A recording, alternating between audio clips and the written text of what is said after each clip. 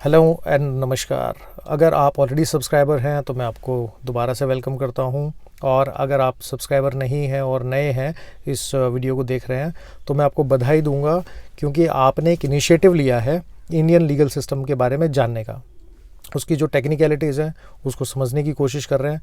और क्योंकि लॉ है जो हमारा, वो हमें बचपन से, मतलब शायद जन्म से पहले और मरने के बाद तक जो लॉ है, जो लीगल सिस्टम है वो हमें गवर्न करता है। तो ये मेरा इनिशिएटिव है जिसमें आप लोग मुझसे सवाल पूछ सकते हो, और उस सवाल का मैं कोशिश करूँगा कि जो सटीक से सटीक आंसर है वो आपको दे सकूँ। आज का जो क्वेश्चन है वो बहुत लोगों ने पूछा है, मतलब मेरे पास डायरेक्ट मैसेजेस और व्हाट्सएप मैसेजेस, इवन कमेंट्स में भी लोग काफ़ी पूछ रहे हैं। और वो सवाल ये है कि अगर एक लड़का और लड़की लव मैरिज करते हैं तो जब उस लव मैरिज को रजिस्टर करवाने की बात आती है, यानी कि जो कॉमन टर्म यूज़ करते हैं लोग, यानी कोर्ट मैरिज करते हैं, तो उसको उनको बड़ी प्रॉब्लम फेस करनी पड़ती है। तो अगर कोई लड़का और लड़की कोर्ट मैरिज करना चाहते हैं तो उसका प्रोसीजर क्या होगा?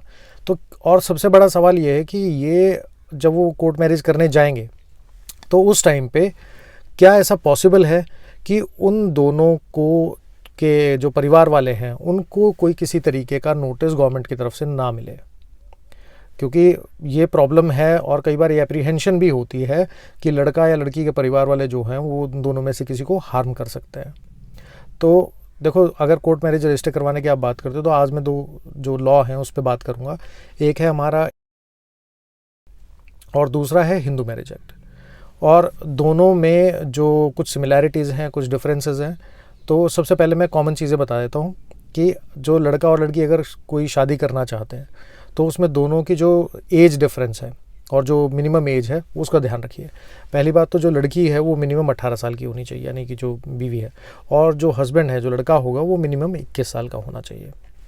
दूसरा, दोनों जो हैं, दोनों की जो मेंटल कंडीशन है, जो साउंडनेस है माइंड की, वो बिल्कुल ठीक होनी चाहिए। यानी कि कोई दोनों में से कोई पागल ना हो, कोई मंदबुद्धि ना हो, कोई ऐसा ना हो कि जो ये ना समझ सके कि उसके साथ क्या हो रहा है। तो उस सिचुएशन का ध्यान रखिए। तीसरी जो सबसे इम्पॉर्टेंट कंडीशन है वो ये है कि दोनों में से किसी का भी एग्जिस्टिंग स्पाउस ना हो, यानी कि दोनों ऑलरेडी मैरिड, दोनों में से कोई एक जना भी ऐसा ना हो कि वो ऑलरेडी मैरिड है। और अगर पहले किसी की मैरिज हुई है तो पुराना उसका डाइवोर्स हो जाना चाहिए, और डाइवोर्स की डिग्री उसके पास होनी चाहिए। या फिर उन दोनों में से किसी एक का अगर पहले मैरिज हुई थी और उसका कोई स्पाउस है, उसकी डेथ हो गई है, तो उसका डेथ सर्टिफिकेट उसके पास होना चाहिए।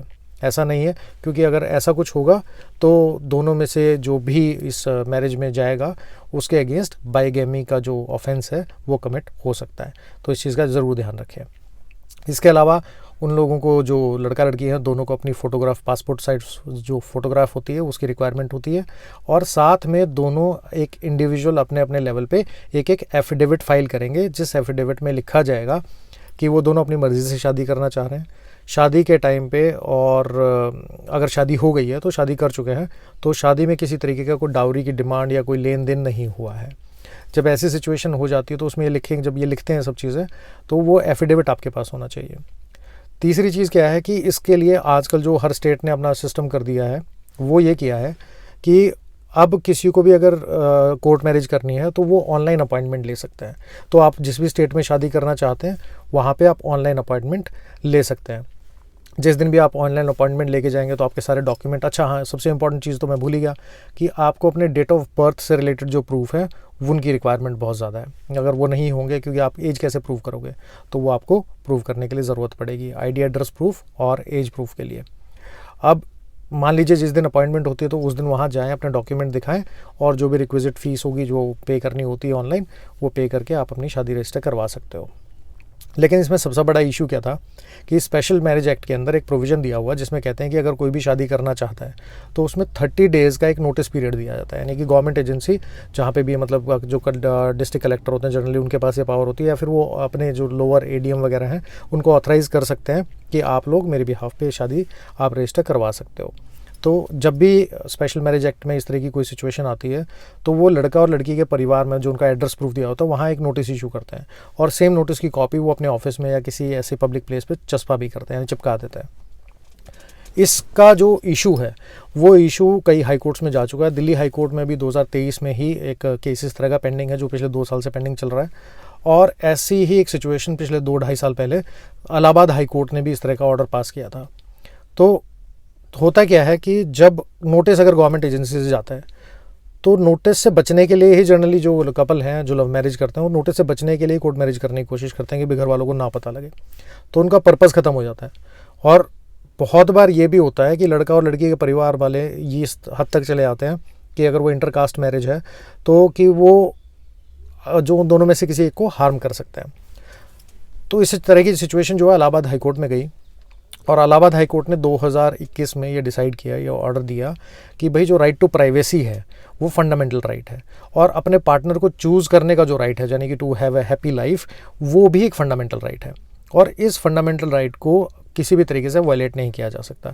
तो जो नोटिस पीरियड है जो 30 डेज़ का नोटिस जिसे बोलते हैं वो तभी बाइंडिंग होगा और नोटिस इशू करने की जो पावर है वो तभी बाइंडिंग होती है जब हस्बैंड और वाइफ यानी जो शादी कर रहे हैं वो जब लड़का लड़की दोनों एग्री करते हैं। तो इस कंडीशन में उसको वेव ऑफ करने के लिए अगर आप लिख के दे देते हैं कि हमें नोटिस इशू नहीं करवाना है तो वो नोटिस इशू नहीं किया जाएगा। अब बात करते हैं कि क्या जो इलाहाबाद हाई कोर्ट की जो जजमेंट है वो बाकी सभी स्टेट में जो है वो एप्लीकेबल होगी? आंसर इज़ नो, वो सब स्टेट में एप्लीकेबल नहीं होती है। क्यों? क्योंकि ये एक स्टेट हाई कोर्ट ने ऑर्डर पास किया तो यूपी में जो है उत्तर प्रदेश में ये एप्लीकेबल रहेगी। दिल्ली हाई कोर्ट की जो है वो ऑलरेडी पेंडिंग है, तो जैसी वो जजमेंट आती है अगर इस फेवर में आती है तो वो भी दिल्ली में एप्लीकेबल हो जाएगी। लेकिन अगर आप किसी और स्टेट में रहते हो तो क्या किया जाए? तो आप सिमिलर आर्ग्यूमेंट्स हाई कोर्ट में अप्रोच करके सिमिलर आर्ग्यूमेंट्स हाई कोर्ट के सामने रखे जा सकते हैं। यानी कि राइट टू प्राइवेसी कि भाई हम जो अपना नाम है अपनी डिटेल्स हैं उसको प्राइवेट रखना चाहते हैं, और दूसरा आपका fundamental right to have a happy life यानी आप अपने पार्टनर को चूज़ करने की जो आपकी जो आपका फंडामेंटल राइट है, right to liberty, liberty means to choose, the liberty and the freedom to choose basically, तो उसको भी इम्प्लीमेंट किया जा सकता है। सेम आर्ग्यूमेंट्स पे आप डिफरेंट अलग अलग हाई कोर्ट से ये ऑर्डर ले सकते हो। अब आते हैं हिंदू मैरिज एक्ट पे। यहाँ पे ना एक छोटी सी कंडीशन और भी है। वो कंडीशन ये है कि आपका जो लड़का लड़की है वो किसी तरीके से ब्लड रिलेशन में ना आए, यानी कि भाई बहन नहीं होने चाहिए, जैसे बुआ या फिर भाई बहन, इस तरह की सिचुएशन नहीं होनी चाहिए। ये भी हिंदू मैरिज एक्ट के अंदर सेक्शन 5 में दिया हुआ है।